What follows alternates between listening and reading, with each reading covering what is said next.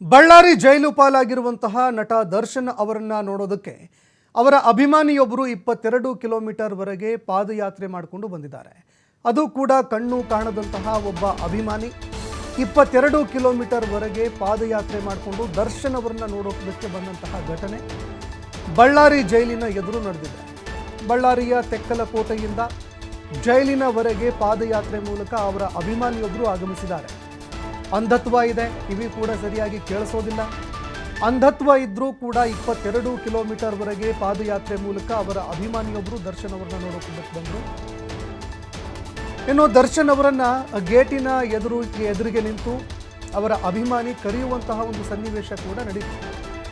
Darshan sir ಬನ್ನಿ ನಿಮ್ಮನ್ನ ನೋಡಬೇಕು ಅಂತ ಅವರ ಅಭಿಮಾನಿ ತವಕವನ್ನು ವ್ಯಕ್ತಪಡಿಸಿದರು.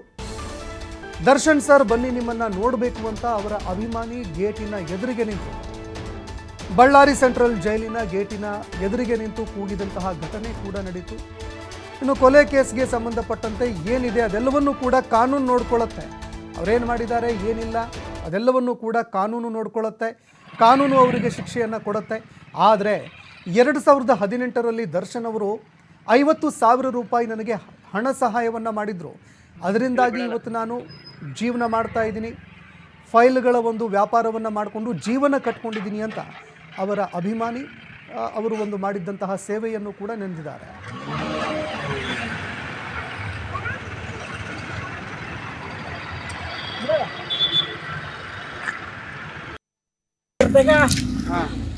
ಓಡಿ ಓಡಿ ಓಡಿ ಬಂದೆ ನೋಡಕ್ ಬಂದಿನಪ್ಪ. ನಿನ್ಗೆ ಯಾಕಪ್ಪ ಮಾರಾಯ? ಯಾವ್ರಿಂದ ಬಂದ್ರಿ? ನಾನು ಕೋರ್ ಕೇಸ್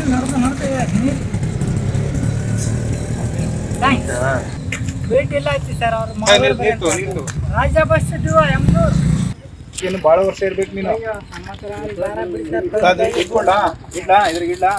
ನಮ್ಮ ತಂದೆ ತಾಯಿ ಬಾರ ಆದ್ಮೇಲೆ ಅಪ್ಪ ಅಪ್ಪ ದರ್ಶನ್ ಸರ್ ಕೈ ಹಿಡಿದು 50,000 ರೂಪಾಯಿ ತಗೋ ನೀನು ಏನು ಬಿಸ್ನೆಸ್ ಮಾಡ್ತೀಯ ಅಂತ ಎಲ್ಲಿ ಯಾವ ಊರಾಗ? ಬೆಂಗಳೂರು ರಾಜರಾಜೇಶ್ವರ ಹೋಗಿದ್ದ ಅಲ್ಲಿಗೆ? ಹೌದು ಸರ್. 2018ರಲ್ಲಿ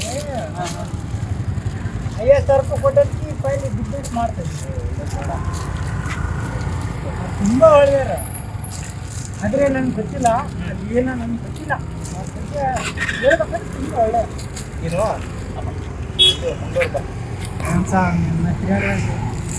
ಹೇಳ್ಬೇಕಣ್ಣ, ನೀನು ಅಷ್ಟು ದೂರದಿಂದ ಬಂದು ಹೇಳಿ ಸರ್. ನಿಮ್ಮ ಹೇಳ್ದಲ್ಲ ನೋಡಿ, ಇಷ್ಟು ವಜೆ ಇದ್ದಿದ್ದು ಬ್ಯಾಗ್.